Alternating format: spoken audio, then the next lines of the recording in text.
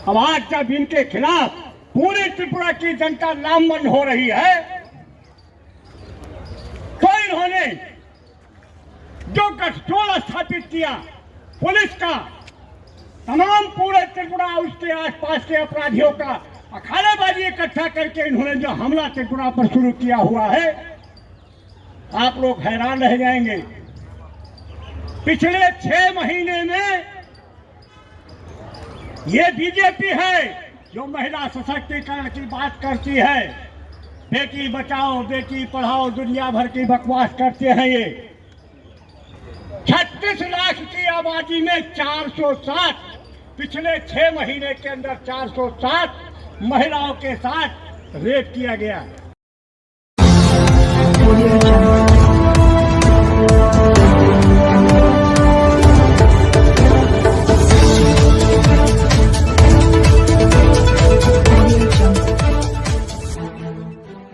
आदाब, नमस्कार, सत श्री अकाल।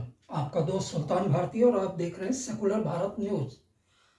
आज जंतर मंतर पर देश के कई हिस्सों से सीपीआईएम के कार्यकर्ता भारी तादाद में इकट्ठा हुए और उन्हें संबोधित किया।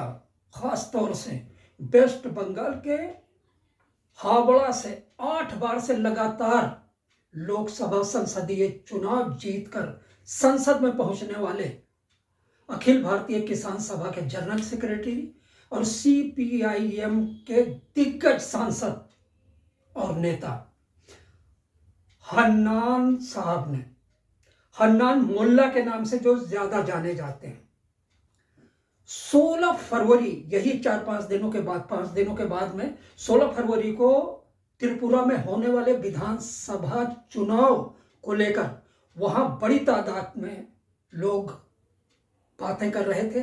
सेंट्रल गवर्नमेंट के संकेत पर सत्तारूढ़ पार्टी जो त्रिपुरा में है कि वो किस तरह से सीपीआईएम के उम्मीदवार और समर्थकों को परेशान कर रही है। हमारा बात करने का अधिकार, जीने का अधिकार, नौकरी करने का अधिकार, मांग उठाने का अधिकार, धर्म पालन करने का अधिकार, एक साथ मिलकर चलने का अधिकार और संस्कृति का अधिकार धीरे धीरे हमको खत्म किया जाए। ये धीरे आने वाला दिन में और भी खत्म होगा। हम लोग बोलते थे कि भाई ये जो एक देश एक धर्म, एक देश एक धर्म, एक भाषा, एक जाति, एक संस्कृति, ये जो है ये फैसिबाद का कॉन्सेप्ट है। फैसिज्म कहता है कोई दूसरे कुछ नहीं रहेगा, फिर एक ही रहेगा। और काल ये फैसिबाद में जाने के लिए ऑफिशियल अनाउंसमेंट हो गया। मोदी ने बोल दिया अकेला, हम बोल रहा है हिटलर चुनाव जीत के फैसिस्ट बना था। चुनाव में फैसिबाद नहीं है, ऐसा बात नहीं है। चुनाव जीतने के बाद जर्मन को फैसिबाद में बदल दिया था, 60 लाख यहूदी को खत्म किया था और वहां सारे जनवाद को खत्म किया था। पार्लियामेंट में आग लगा के पार्लियामेंट जला दिया था। ये सब इतिहास आप सबको मालूम है। तो ऐसा ही फैसिबादी ताकत धीरे धीरे आगे बढ़ता है। आज मोदी, पहले हम बोल रहा था फैसिस्टिक ट्रेन, कल मोदी ऐलान कर दिया एक, मैं एक हूँ और कोई नहीं, एक अब भगवान हूँ, एक मैं सबसे भारी पड़ गया। जुझारू नेता और अनुभवी सांसद ने आगे क्या कहा यह भी मैं आपको सुनाऊंगा, लेकिन बीच में हमारी मुलाकात वामपंथी जनवादी नौजवान सभा के राष्ट्रीय महासचिव हिम भट्टाचार्य जी से हुई। एक अनुभवी, साहसी और बेहद स्पष्ट वक्ता भट्टाचार्य जी ने मेरे सवालों का जवाब बड़ी संजीदगी, शाइस्तगी और समझदारी से दिया। देखिए एक और report. Your good name please. Himagna Raj Bhattacharya. Bhattacharya ji, मैं जानना चाहता हूँ कि इतनी बड़ी तादाद में आज ये लोग सीपीआईएम के इकट्ठे हुए हैं, आप इसी के डीवाईएफआई के मेंबर हों? जनरल सेक्रेटरी हूँ। अच्छा, जनरल सेक्रेटरी हैं, वेरी गुड। तो मैं जानना चाहता हूँ कि बेसिक प्रॉब्लम क्या है जिसके लिए आज? देखिए, आज यहाँ हम लोग सीपीआईएम के पार्टी की तरफ से यहाँ पर एकजुटता दिखाने के त्रिपुरा के साथ, त्रिपुरा के साथ एकजुटता दिखाने के लिए हम लोग यहाँ पर एकत्र हुए हैं। आप लोगों को पता है कि 16 फरवरी को त्रिपुरा में विधानसभा चुनाव है और पिछले 5 वर्षों में त्रिपुरा में भाजपा ने क्या किया ये पूरे देश को अब पता चल गया है कि वहाँ पर पूरा त्रिपुरा को उन लोगों ने पूरी तरह से ख़त्म कर दिया है। और जो भाजपा ने वहाँ पर सबसे भयानक काम किया है वो है कि त्रिपुरा में एक सांप्रदायिक सौहार्दों का माहौल था, सद्भाव था, उसको त्रिपुरा में उन लोगों ने पूरा ख़त्म कर दिया है। किस तरह से खत्म? भाजपा त्रिपुरा में अलगाववादियों के ताकत के साथ, मिलीभगत के साथ है, अलगाववादियों के साथ है वो। लेकिन सिर्फ त्रिपुरा में नहीं, पूरे ना बल्कि त्रिपुरा में पूरे पूर्वोत्तर भारत में भाजपा अलगाववादियों के साथ है। तो ये त्रिपुरा जिस खतरे में है, इस चुनाव में भाजपा को हराना है तो हम त्रिपुरा को खतरे से बाहर निकल सकते हैं। लेकिन भाजपा इल्जाम लगाती है कि त्रिपुरा में मेन प्रॉब्लम इंट्रूडर्स की है। नो, ये तो फालतू है। वो पूर्वोत्तर भारत में अलगाववादियों के साथ है। ये अलगाववादियों को कहना है कि यहाँ पर बाहर से लोग आते हैं, तो भाजपा भी उन लोगों के साथ, उसको एक ही सुर में बोलना था तो वो बोल दिया। लेकिन ये प्रॉब्लम नहीं है, प्रॉब्लम है वहाँ पर काम का।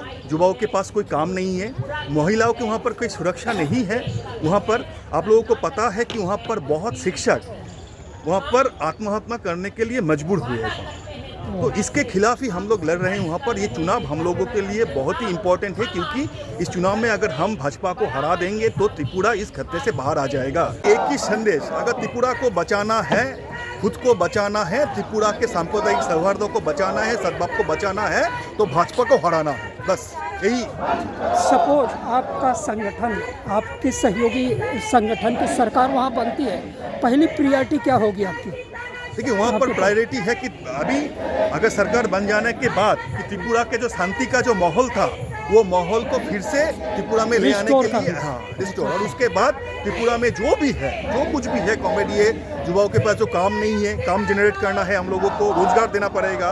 महिलाओं के अभी तो कोई सुरक्षा नहीं है, सुरक्षा देना पड़ेगा। ये सब काम हम लोग क्या करेंगे। प्रायोरिटी होगा कि जो सांप्रदायिक सौहार्द का जो माहौल था, इसको रिस्टोर करने का बस। पुलिस क्या वहाँ पे चुन के विपक्ष को निशाना बना रही है? एकदम देखो, सिर्फ त्रिपुरा में नहीं, जहाँ पर भाजपा सत्ता में है वहाँ पर यही हो रहा है। यही हो रहा है कि विपक्ष को वो लोग कुछ नहीं कहने देंगे। जैसे पार्लियामेंट के अंदर भी होता है, आप लोगों ने देखा कि विपक्ष को कुछ भी नहीं बोलने का मौका मिलता है, वहाँ पर बोलने नहीं देता है ये भाजपा। पार्लियामेंट के अंदर भी और पार्लियामेंट के बाहर भी, जहाँ पर भी पॉलिटिकल ऑपोजिशन पॉलिटिकल पार्टी कुछ भी उसके खिलाफ कहते हैं, तो उसके विरुद्ध में वो जाकर वो कुछ कदम उठाता है। उसके लिए पुलिस उसके हाथ में है। आप लोग त्रिपुरा में भी ऐसे हो रहा है कि चुनाव के दौरान भी, अब चुनाव प्रक्रिया चल रहा है वहाँ पर, फिर भी वहाँ पर ऐसा ही हो रहा है।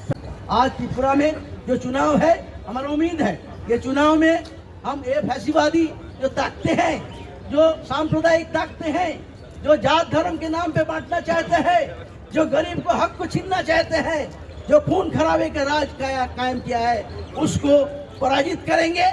और इस चुनाव में त्रिपुरा फिर दोबारा जनवाद वहाँ स्थापित होंगे और जनवाद आगे बढ़ेंगे, ये हमारी उम्मीद है। इसलिए साथियों, आज पूरे हिंदुस्तान में गांव में, शहर में, मोहल्ला में ये आवाज उठ रहा है, त्रिपुरा साथी आप लड़ाई करो, हम आपका साथ है। आज दिल्ली में भी आप उसी में आवाज मिलाया है। ये आवाज पूरा हिंदुस्तान के आवाज में बदलेगा और फैसीवाद को आह्वान करने वाला जो ताकत है, उसको उखाड़ के फेंकने का बुनियाद तैयार होगा।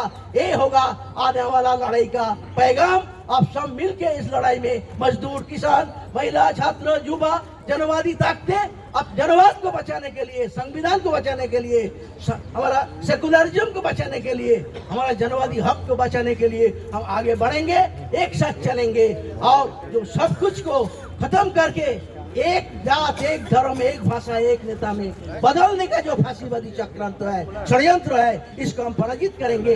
इसी उम्मीद के साथ मैं आप सबको लाल सलाम कहते हुए मेरे बात खत्म करता हूँ। इनकलाब जिंदाबाद।